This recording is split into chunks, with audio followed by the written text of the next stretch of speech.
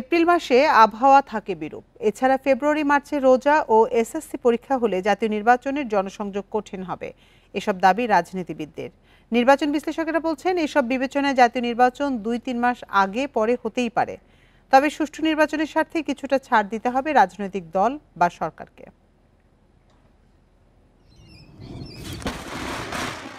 March থেকে বজ্রপাতের মৌসুম শুরু হলেও এপ্রিলে হয় শক্তিশালী। আবহাওয়া অধিদপ্তরের তথ্য অনুযায়ী এপ্রিলে গড়ে ৬.৫ লাখ বজ্রপাতে মৃত্যু হয় ১৬ জনের। বজ্রঝড় ও কালবৈশাখীর পাশাপাশি এপ্রিলে বৃষ্টিও বাড়ে। এ মাসে সিলেটে গড়ে ১৬ দিন আর ঢাকায় ১২ দিন বৃষ্টি হয়। এপ্রিলে আরও এক সংকট, তাপপ্রবাহ। ২০২৪ সালে এপ্রিল-মে মাসে টানা ৩৫ দিন তাপপ্রবাহের মধ্য দিয়ে গেছে দেশ। তখন তাপমাত্রা ৩৬ থেকে ৪৩ ডিগ্রি পর্যন্ত ওঠে। চরম ভাবাপন্ন তাপমাত্রা এই এপ্রিল মাসে থাকে বাংলাদেশে। একদিকে তাপমাত্রা বেশি, সূর্যের উজ্জ্বল কিরণকাল বেশি, ৮ থেকে ১০ ঘন্টা, পাশাপাশি জলীয়বাষ্পের পরিমাণ গড়ে ৭৫%।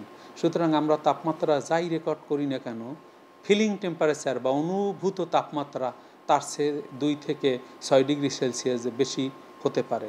এপ্রিলের বৈরী আবহাওয়ায় জাতীয় নির্বাচন অনুষ্ঠানের রেকর্ড নেই। ৫৪ বছরের নির্বাচন হয়েছে ১২টি। ১৯৭৩ সালে ভোট হয় মার্চে। এরপর থেকে ১৯৯১ সাল পর্যন্ত জাতীয় নির্বাচন হয়েছে ফেব্রুয়ারি থেকে মের মধ্যে। ১৯৯৬ সালে অনুষ্ঠিত হয় জুনে। এরপর ২০২৪ সাল পর্যন্ত মোট ৫টি সংসদ নির্বাচন হয়েছে অক্টোবর, ডিসেম্বর ও জানুয়ারিতে। ডক্টর মোহাম্মদ ইউনুস ঘোষণা দিয়েছেন ত্রয়োদশ সংসদ নির্বাচন হতে পারে আগামী বছরের এপ্রিলে। এই সময়ে থাকবে বৈরী আবহাওয়ার চ্যালেঞ্জ। এসএসসি পরীক্ষা ও রমজান মাসের চাপও থাকবে, তাই বিরোধিতা করছে কয়েকটি রাজনৈতিক দল। রাজনৈতিক দলগুলো একমত হতে হবে, হ্যাঁ আমরা নির্বাচন দেশের জন্য, দেশের গণতন্ত্রায়নের জন্য আমরা এই কোনো দলকে একটু ছাড় দিতে হবে। অবশ্যই দলগুলোকে ছাড় দিয়ে একটা জায়গায় আসতে হবে। যদি আমরা সবাই সবার পয়েন্টে এক থেকে যাই তাহলে তো কোনো সমস্যার সমাধান বের হয়ে আসবে না। জুন মাসে তো আসলে প্রচণ্ড গরম, এর মধ্যেও কিন্তু নির্বাচন করারই আছে। এপ্রিল মাসে তো মার্চের ওয়েদার তো ভালো থাকে। তিনি আরও জানান, জানুয়ারি থেকে এপ্রিলের মধ্যে নির্বাচন হলে বেশ কিছু নতুন ভোটার ভোট দেওয়ার সুযোগ পাবেন, যার সংখ্যা প্রায় ৪০ lakh. Shahriar Anirban, independent news, Dhaka. April মাস জাতীয় নির্বাচনের জন্য উপযুক্ত নয় বলে মন্তব্য করে বিএনপি নেতারা অভিযোগ বলছেন অন্তর্বর্তী সরকার দু একটি দলের কথায় নির্বাচন এপ্রিলে করতে চাইছেন। সোমবার রাজধানী নয়াপল্টনে বিএনপির সিনিয়র যুগ্ম মহাসচিব রুহুল কবির রিজভী বলেছেন, অন্তর্বর্তী সরকারের উপর দুই একটি রাজনৈতিক দল প্রভাব বিস্তার করছে। যে কোনো একটা ইস্যুতে ধর্মকে টেনে নিয়ে আসা হয়, শহীদকে টেনে নিয়ে আসা হয়, রক্তকে টেনে নিয়ে আসা হয়। এটার উদ্দেশ্য হচ্ছে একটা পরিকল্পিত এজেন্ডার মধ্যে দিয়ে সেই রাজনৈতিক দল দুই একটি, আপনার ১২ দলীয় জোট এবং অন্যান্য ইন্ডিভিজুয়াল যে রাজনৈতিক দল, প্রত্যেকেই ডিসেম্বরের নির্বাচন কথা বলেছেন। এদিকে চুয়াডাঙ্গায় বিএনপির ভাইস চেয়ারম্যান শামসুজ্জামান দুদু বলেছেন, ফেব্রুয়ারির মধ্যভাগ থেকে দেশে আর নির্বাচনী পরিবেশ থাকবে না। জানুয়ারি ফেব্রুয়ারির অর্ধেকের পর থেকে একেবারে এপ্রিল পার হয়ে গেলে আর পরিবেশ থাকবে না। এই ব্যাখ্যাটা মাথায় রেখে বিএনপি এবং প্রায় ৫০ অধিক রাজনৈতিক দল তারা ডিসেম্বরের মধ্যে এই সরকারকে নির্বাচনের সময় দিন ঘোষণা করার জন্য আহ্বান। দিনাজপুরে ঈদ শুভেচ্ছা বিনিময় শেষে বিএনপির স্থায়ী কমিটির সদস্য ডাক্তার AZM জাহিদ হোসেন জানান, দেশের সম্পত্তি সার্বভৌমত্ব অন্য কারো হাতে তুলে দেওয়ার ক্ষমতা এই সরকারের নেই। চট্টগ্রামের পোর্ট ব্যবহারের জন্য বিদেশি কি দিবেন, তার জন্য ওপেন কোনো টেন্ডার করেছেন, তাদের মধ্যে কারা বেশি আছে? ৩৯ জনের মধ্যে পার্শ্ববর্তী একটি দেশের সবচেয়ে বেশি সংখ্যক লোক আছে, তাদের আপনারা কিভাবে প্রি কোয়ালিফাই করেছেন? অর্থাৎ এখানে অনেক প্রশ্ন আসে।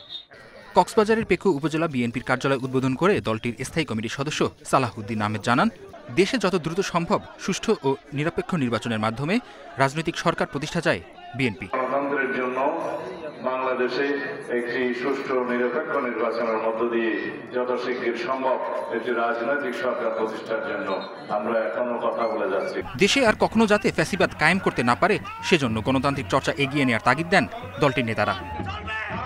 মেহেদী হাসান, ইন্ডিপেন্ডেন্ট নিউজ, ঢাকা। 4 দিনের রাষ্ট্রীয় সফরে লন্ডনের উদ্দেশ্যে ঢাকা ছেড়েছেন প্রধান উপদেষ্টা অধ্যাপক ডক্টর মোহাম্মদ ইউনূস। সোমবার সন্ধ্যা 7:30টার দিকে প্রধান উপদেষ্টা এবং তার সফর সঙ্গীরা শাহজালাল আন্তর্জাতিক বিমানবন্দর থেকে রওনা হন।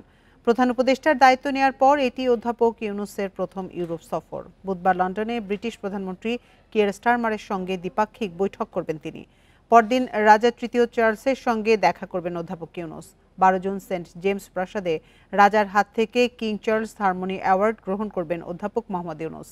এদিকে বিএনপির পক্ষ থেকে জানানো হয়েছে 13 জুন প্রধান উপদেষ্টার সঙ্গে দেখা করবেন লন্ডনে বসবাসরত দলের ভারপ্রাপ্ত চেয়ারম্যান তারেক রহমান। যুক্তরাজ্য সফরে বাংলাদেশ থেকে পাচার হওয়া অর্থ ফেরত আনার বিষয়টিকে প্রধান উপদেষ্টা সর্বোচ্চ গুরুত্ব দেবেন বলে জানিয়েছে পররাষ্ট্র মন্ত্রণালয়।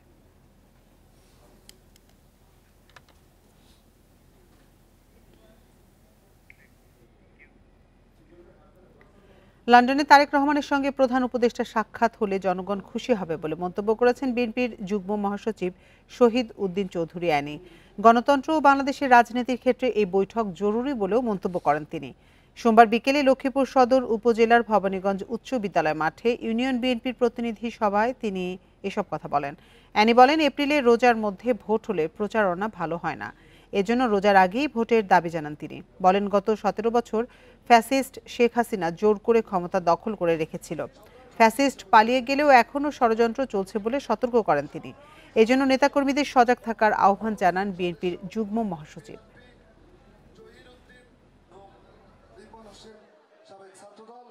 বর্তমান যে অন্তর্বর্তীকালীন সরকার, তিনি যুক্তরাজ্যে গিয়েছেন, পত্রপত্রিকা এসেছে, হয়তোবা আমাদের ভারপ্রাপ্ত চেয়ারম্যান জনাব তারেক রহমানের সঙ্গে তার সাক্ষাৎ হতে পারে। খুশির সংবাদ, আনন্দের জিনিস। বাংলাদেশের গণতন্ত্রের জন্য এই ধরনের যদি একটা বৈঠক হয়, খুব স্বাভাবিক কারণে আমরা জনগণ উপকৃত হব, বাংলাদেশ উপকৃত হবে। দেশে এক মাসে করোনা আক্রান্তের হার বেড়েছে প্রায় 4 গুণ। ভারতসহ নানা দেশে করোনার নতুন ধরনটি শনাক্ত হওয়ায় দেশে দ্রুত প্রস্তুতির পরামর্শ দিচ্ছেন বিশেষজ্ঞরা। বয়স্ক, গর্ভবতী ও ডায়াবেটিস আক্রান্তদের থাকতে হবে সতর্ক। আতঙ্কিত না হয়ে স্বাস্থ্যবিধি মেনে চলার তাগিদ তাদের। দেশে আবারও চোখ রাঙাচ্ছে করোনা। এপ্রিল মাসে এ ভাইরাসে আক্রান্তের সংখ্যা ছিল 23 জন। মে মাসে তা বেড়ে দাঁড়ায় 86-তে, অর্থাৎ এক মাসে আক্রান্তের হার প্রায় 4 গুণ। 5 জুন স্বাস্থ্য অধিদপ্তরের বিজ্ঞপ্তিতে করোনায় আক্রান্ত হয়ে একজনের মৃত্যুর খবর জানানো হয়। এরপর এ নিয়ে আবারও শুরু হয় আলোচনা। নমুনা পরীক্ষা কম হওয়ায় প্রকৃত চিত্র এখনও উঠে আসছে না, বলছেন বিশেষজ্ঞরা। এই ধরনটা এখন এরকম প্রাণঘাতী বা এরকম কিছু হয়নি। আমাদের সংখ্যাটা বেড়ে গেছে, অল্প সময় সংখ্যা বেড়ে গেছে। ভাইরাসের মারণ ক্ষমতা কমও থাকে, যদি সেটা খুব বেশি মানুষের মধ্যে ছড়ায় তাহলে কিন্তু সেটার ক্ষমতা বেড়ে যেতে পারে। কাজেই যত বেশি কমানো যায় এইটার ভাইরাসের সংক্রমণটা, তত বেশি এটার পরিবর্তিত হওয়ার আশঙ্কাটা কমে যাবে। নন ফার্মাসিউটিক্যাল প্রিভেনশন, অর্থাৎ ওষুধপত্র বা টিকা না দিয়ে যে প্রতিরোধ, ওইটার উপরই আপাতত আমাদের জোর দিতে হবে। এখনও আতঙ্কিত হওয়ার দরকার নেই, কিন্তু অবশ্যই আমাদের সতর্ক হতে হবে। ভারতে NB-181 নামে যে নতুন ধরনের ভাইরাস ছড়িয়ে পড়েছে সেটি দ্রুত পরিবর্তনশীল। আতঙ্কিত না হয়ে সবাইকে স্বাস্থ্যবিধি মানার নির্দেশনা দেয়া হচ্ছে। বয়স্ক, গর্ভবতী ও জটিল রোগে আক্রান্তদের বিশেষ সতর্কতা নিতে হবে। প্রতিরোধমূলক ব্যবস্থা নিতে হবে স্বাস্থ্য অধিদপ্তর ও মন্ত্রণালয়কে, বলছেন বিশেষজ্ঞরা।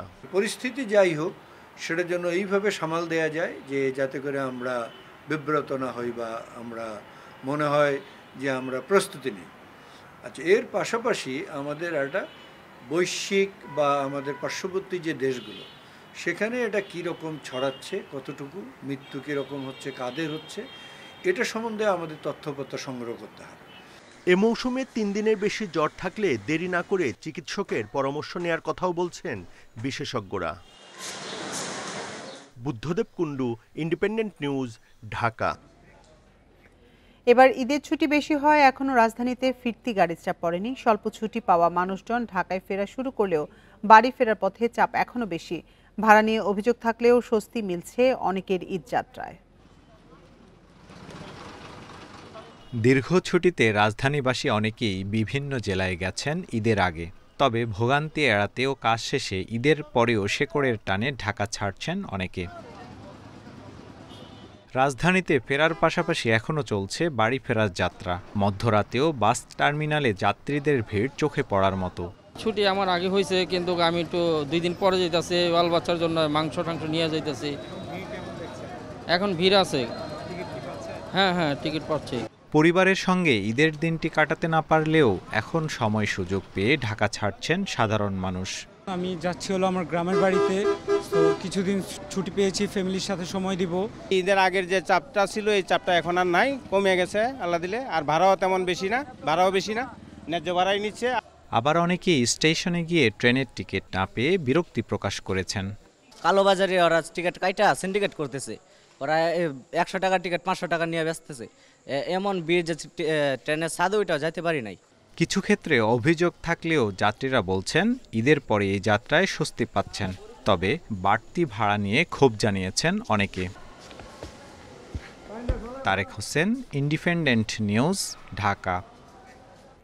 ঈদের টানা ছুটিতে রাজধানী অনেকটাই ফাঁকা। ব্যস্ত সড়কগুলোতে নেই গাড়ির চাপ, অনেকটাই শান্ত ও নিরাপত্তায় রাজধানীর এক নতুন রূপ দেখা গেল এই কদিন। যানজটহীন সড়কে যাতায়াতে খুশি চালক ও যাত্রীরা।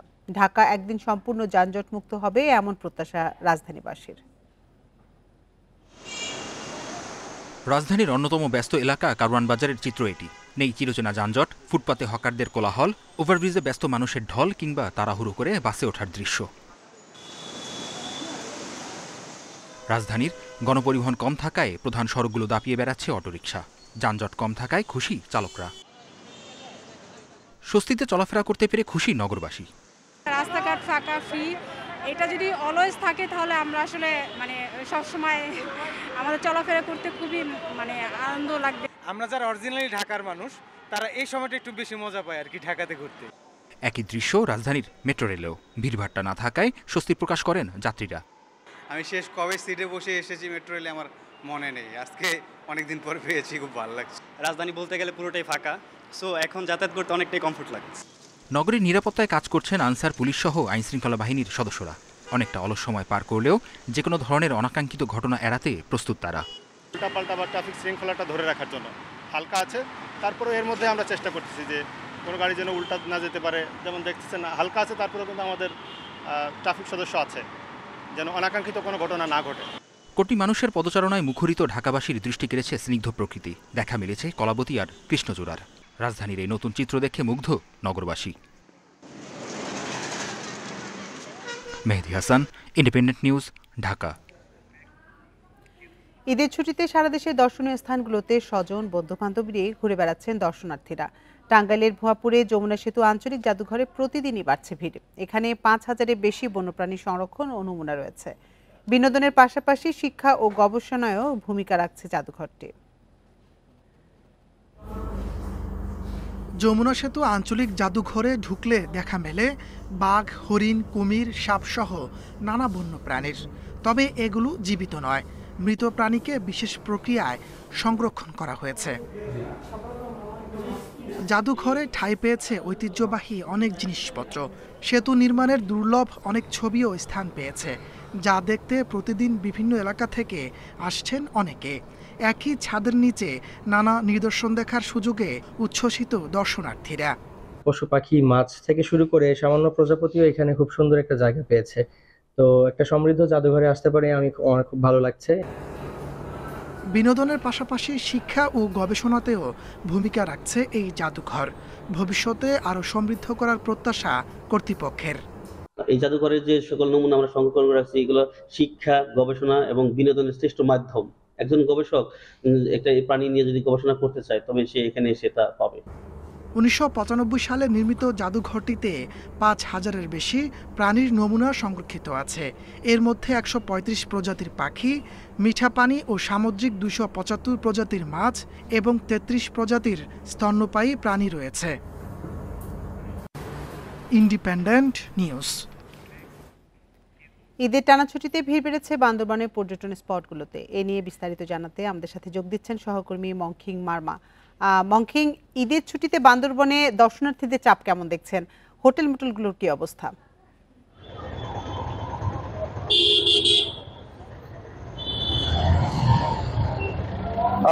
বান্দরবানে গতকাল থেকেই সব জায়গাতেই বান্দরবান যে সকল দর্শনীয় স্থান রয়েছে সেগুলোতে যে পরিমাণ দর্শনার্থী আশা করেছেন এখানকার স্থানীয় বাসিন্দারা এবং ব্যবসায়ীরা, ঠিক সেই পরিমাণেই এখানে দর্শনার্থী এসেছেন বলে তারা আমাদেরকে জানিয়েছেন। মূলত বান্দরবান থেকে যে রুমা থানচিতে যাওয়ার যে দর্শনার্থীদের যে খুলে দেওয়ার যে বিষয়টা, তারপর থেকে কিন্তু এখানে দর্শনার্থী ঢল হয়েছে। আমি এখন যেখানে দাঁড়িয়ে আছি এটি এখান থেকে বান্দরবানের বিভিন্ন জায়গায় নীলাচল, নীলগিরি, মেঘলা এবং যেখানে যেখানে পর্যটকরা যান এইখান থেকেই কিন্তু তারা মূলত যেতে থাকেন এবং তাদের সপরিবারে যারা আসেন তারাও এখান থেকে যেতে থাকেন, যারা দল বেঁধে যারা আসেন তারাও এখান থেকেই যাতায়াতগুলো করে থাকেন। আপনারা দেখতে পাচ্ছেন যে এখানে যারা দর্শনার্থী আছেন, যারা নীলাচল, নীলগিরিতে যাবেন, এখানে কিন্তু প্রচুর দর্শনার্থী সকাল থেকে কিন্তু প্রচুর দর্শনার্থী আসছেন এবং তারা কিন্তু ছুটে যাচ্ছেন তাদের গন্তব্যস্থলে। এবং আরেকটি বিষয় জানতে চাই যে গতকালকে বগালে চিম্বুকে বিভিন্ন জায়গায় ঘুরে দেখেছি, সেখানে যে পরিমাণ নিরাপত্তা, সেই নিরাপত্তা জোরদার করার যে বিষয়টি সেটি কিন্তু নিশ্চিত করেছেন এখানকার স্থানীয় পুলিশ প্রশাসন, পাশাপাশি কিন্তু এখানকার সেনাবাহিনী। এখানে যারা বগালেকে ঘুরতে গিয়েছেন এবং থানচিতে ঘুরতে গিয়েছেন তাদেরকে বিভিন্ন জায়গায় তাদের পরিচয় দিয়ে এবং তারা যেখান থেকে এসেছেন তাদের ঠিকঠাক নির্দেশনার মাধ্যমে কিন্তু তারা এখান থেকে ছুটে যাচ্ছেন। আরেকটি বিষয় জানতে চাই যে বান্দরবানের দর্শনার্থী আসলে এবারের মতন আগে আসলে এরকম ঢল নামেনি এবং এখানে যারা স্থানীয় ব্যবসায়ী আছেন তারা বলছেন যে তাদের যে আশা অনুযায়ী এখানে পর্যটকরা এসেছেন এবং জেলা প্রশাসনের পক্ষ থেকে এই সকল দর্শনার্থীদের নিরাপত্তার বিষয় নিয়ে তারা কিন্তু সুনিশ্চিত করেছে। এবং গতকালকেই রাতে জেলা প্রশাসকের আমরা দেখেছি যে বান্দরবানের বিভিন্ন হোটেলে তিনি স্বয়ং নিজে গিয়েছেন এবং সেখানে যারা দর্শনার্থী আছেন তারা কিভাবে আছেন এবং তাদের কাছ থেকে কোনো বাড়তি ভাড়া দেওয়া হচ্ছে কিনা এবং তারা কোনো নিরাপত্তাহীন মনে করছে কিনা, নিরাপত্তা যে বিষয়গুলো আছে সেগুলো তারা কি কোনো কমতি আছেন কিনা সেই বিষয়গুলোকে তদারকি করছে। এই হচ্ছে আমার কাছে বান্দরবানের সর্বশেষ তথ্য পর্যটন স্পটগুলো। বান্দরবান থেকে সবশেষ তথ্য জানাচ্ছিলেন সহকর্মী মংখিং মার্মা। রাজশাহী, খুলনা সহ 4 বিভাগ ও 6 জেলার উপর দিয়ে বয়ে যাচ্ছে মৃদু তাপপ্রবাহ। এই অবস্থা আরও কয়েকদিন অব্যাহত থাকার পূর্বাভাস দিয়েছে আবহাওয়া অধিদপ্তর। সংস্থাটির তথ্যানুসারে মৌসুমী বায়ু কম সক্রিয় থাকায় সারা দেশে কমেছে বৃষ্টি, তবে চলতি সপ্তাহ থেকে বৃষ্টির পরিমাণ বাড়তে পারে। এদিকে আজ চট্টগ্রাম, সিলেট সহ ময়মনসিংহে বৃষ্টি হতে পারে। কোথাও কোথাও আকাশ থাকবে মেঘলা। সারা দেশে দিন ও রাতের তাপমাত্রা প্রায় অপরিবর্তিত থাকবে। সোমবার দেশের সর্বোচ্চ তাপমাত্রা রেকর্ড করা হয় সৈয়দপুরে 37.5 ডিগ্রি সেলসিয়াস। এ সময় রাজধানীর তাপমাত্রা ছিল 34.5 ডিগ্রি সেলসিয়াস।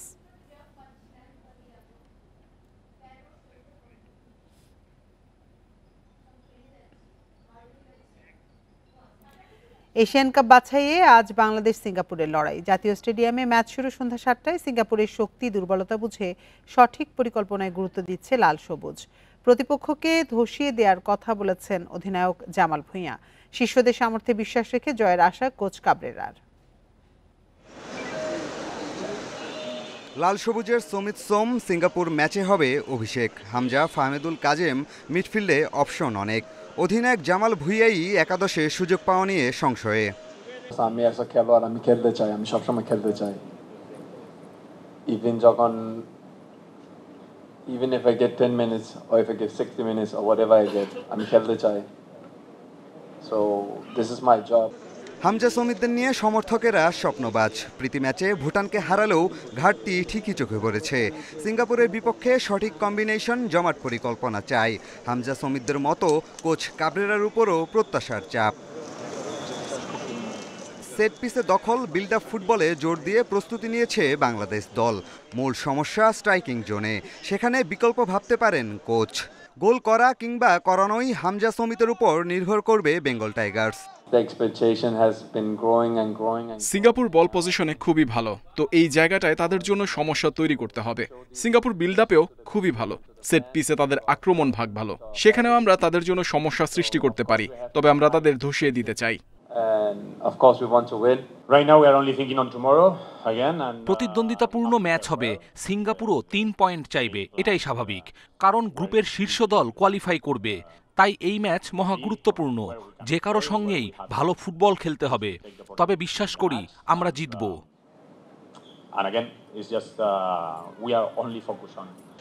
ফিফা র্যাঙ্কিংয়ে বাংলাদেশের চেয়ে 22 ধাপ এগিয়ে সিঙ্গাপুর। মালদ্বীপকে 3-1 গোলে হারিয়ে এসেছে ঢাকায়। দলে আছে ফান্ডির মতো স্ট্রাইকার, আক্রমণ ভাগের শক্তি হামজা তপুদের বিপদে ফেলতে পারে। অতিথিরা পূর্ণ পয়েন্ট নিয়েই ফিরতে চায়। 6 জন প্রবাসী ফুটবলার নিয়ে বাংলাদেশ দল বদলে গেছে। এদের সমীহ করতেই হবে। অ্যাওয়ে ম্যাচে চাপ থাকবেই, ছেলেরা সর্বোচ্চ দিয়েই লড়বে, জিতেই ফিরতে চাই। 2015 সালে বাংলাদেশে এসে 2-1 গোলে জিতেছিল সিঙ্গাপুর। হামজা সমিতদের নিয়ে বাংলাদেশ এখন দক্ষিণ এশিয়ার অন্যতম সেরা দল। প্রত্যাশার চাপকে জয় করার পালা। পিয়াস সাহা, ইন্ডিপেন্ডেন্ট নিউজ, ঢাকা। আগামী শনিবার থেকে জাতীয় চক্ষু বিজ্ঞান ইনস্টিটিউটের কার্যক্রম পুরোপুরি চালু হবে বলে জানিয়েছেন স্বাস্থ্য মন্ত্রণালয়ের বিশেষ সহকারী অধ্যাপক সাইদুর রহমান। জরুরি বিভাগ চালুর কয়েকদিন পর আজ থেকে শুরু হয়েছে বহি বিভাগের কার্যক্রম। স্বাস্থ্য মন্ত্রণালয়ের বিশেষ সহকারী অধ্যাপক সাইদুর রহমানের সাথে যোগাযোগ করা হলে তিনি জানান, শনিবার থেকেই সব বিভাগের কার্যক্রম চালু করার লক্ষ্যে কাজ চলছে। এর আগে গত 28 মে জুলাই অভ্যুত্থানে আহতদের সাথে কর্মকর্তা কর্মচারী ও রোগীর স্বজনদের সাথে ত্রিমুখী সংঘর্ষে বন্ধ হয়ে যায় হাসপাতালটির সকল সেবা। 7 দিন পর জরুরি বিভাগের সেবা চালু হলেও অন্যান্য সেবা বন্ধ ছিল।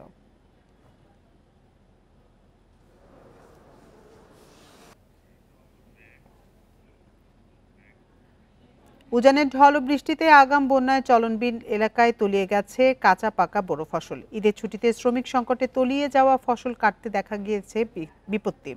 এমন অবস্থায় সরকারি সহায়তা চেয়েছেন ক্ষতিগ্রস্তরা।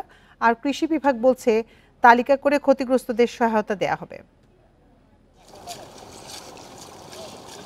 কোথাও হাঁটু পানি, আবার কোথাও কোমর পানিতে নেমে ধান কাটছেন কৃষকরা। এমন দৃশ্য সিরাজগঞ্জের তাড়াশ উপজেলার চলনবিল এলাকায়।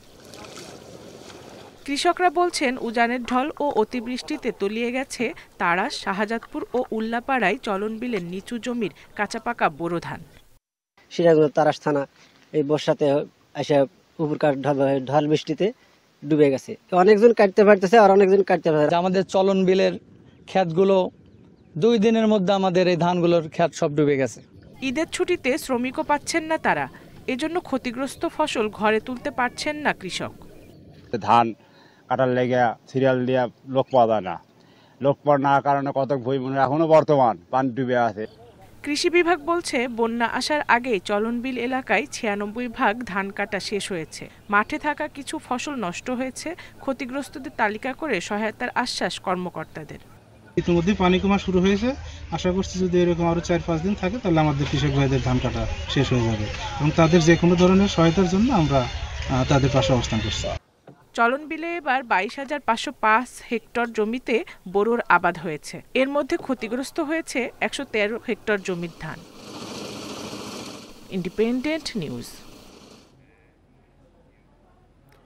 আগে যেমনটি জানিয়েছি, পশু চামড়া সংগ্রহের খবর, এ নিয়ে বিস্তারিত জানাতে আমাদের সাথে নাটোর থেকে যোগ দিচ্ছেন আমাদের সহকর্মী বাপ্পি লাহিড়ী। বাপ্পি, নাটোরের চক বৈদ্যনাথ চামড়ার বাজারে এবার চামড়া সংগ্রহের লক্ষ্যমাত্রা অর্জন হয়েছে কিনা, ব্যবসায়ীরা কি বলছেন?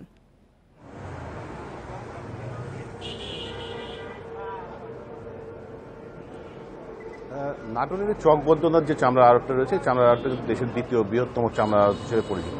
আসলে এই চামড়ার আড়তে কিন্তু কুরবানির দিন যে চামড়াগুলো এখানে সংগ্রহ হয়, সেই চামড়াগুলো শুধুমাত্র কিন্তু আসলে জেলা শহরের চামড়া বা যে জেলা উপজেলাগুলোর যে চামড়াগুলো রয়েছে, সেই চামড়াগুলো কিন্তু এখানে আসলে তারা ক্রয় করে এখানকার আড়তদারেরা। এর বাইরে যে চামড়াগুলো, যে ট্যানারির যে 35% যে চামড়া ট্যানারিতে প্রেরণ করা হয়, সেই চামড়াগুলো আসলে দেশের বিভিন্ন জেলা থেকে এখানে আসার পর কিন্তু এই চামড়াগুলো ট্যানারিতে প্রেরণ করা হয়।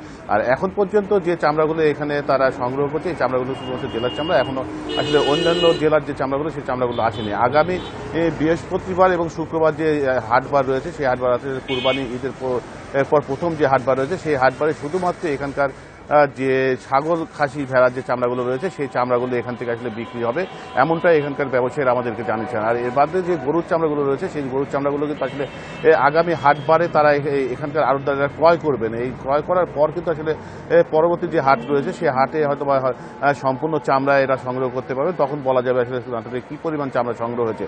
তবে এখানকার ব্যবসায়ীরা বলছেন যে প্রতি বছরের মতো কিন্তু তারা আসলে ট্যানারিতে যে পরিমাণ চামড়া সরবরাহ করতে, এবারও তারা সেই তাদের লক্ষ্যমাত্রা পূরণ হবে। আর এখন পর্যন্ত যে চামড়ার এখানে নাটোরের চামড়ার বাজার নিয়ে চামড়া যে অনেকে যে হরতাল অভিযোগ করেছে যে মৌসুমী ব্যবসায়ীরা দাম পাচ্ছে না বা চামড়ায় যে পচন ধরেছে সেই পচনটা আসলে নাটোরের ব্যবসাটা একটু ভিন্ন রকম, কারণ এখানে যে চামড়াগুলো সংগ্রহ করা হয় সেই চামড়াগুলো কাঁচা চামড়া, সেই কাঁচা চামড়া নিয়ে আসার পরপরই কিন্তু এখানে আসলে লবণজাত করা হয়, যার কারণে কুরবানির যে দিনটা সেই দিনটা যে দুপুরতে এই কাঁচা চামড়াগুলো এখানে আসে সেই কাঁচা চামড়াগুলো কিন্তু আসলে এখানে শত শত শ্রমিক রয়েছে, সেই শ্রমিকেরা কিন্তু তাৎক্ষণিক সারা রাত্রি মিলে তারা সেই কাঁচা চামড়াগুলো লবণজাত করে, যার কারণে এখানে আসলে নাটোরে চামড়া নষ্ট হওয়ার কোনো সম্ভাবনা থাকে না। আমরা আরেকটি বিষয় যেটা বলি যে কাঁচা চামড়া যে মৌসুমী ব্যবসায়ীরা যে অভিযোগগুলো করেন সেই অভিযোগগুলো এখানকার ব্যবসায়ীরা আমাদেরকে জানিয়েছেন যে তারা কোনোভাবেই চামড়া সরকার নির্ধারিত দামের বাইরে তারা কিনেনি, বরঞ্চ অন্যান্য জেলা থেকে তারা বেশি দামে এখানে চামড়া কিনেছে, যার ফলে এখানে চামড়া লক্ষ্যমাত্রা পূরণ হওয়ার সম্ভাবনাটাই অনেকটা বেশি এখানকার ব্যবসায়ীরা মনে করছেন। নাটোর থেকে জানাচ্ছিলেন সহকর্মী বাপ্পি লাহিড়ী। বৈরী আবহাওয়ার প্রভাবে এবার হাড়িভাঙ্গার ফলন কম, আম পেকেও যাচ্ছে আগেভাগে। জুনের 20 তারিখে বাজারে আসার কথা থাকলেও এখনই শুরু হয়েছে বিক্রি।